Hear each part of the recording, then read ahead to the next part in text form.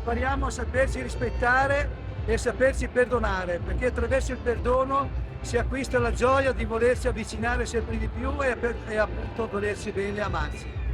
Buon pomeriggio ancora e un abbraccio affettuoso. Anche a te.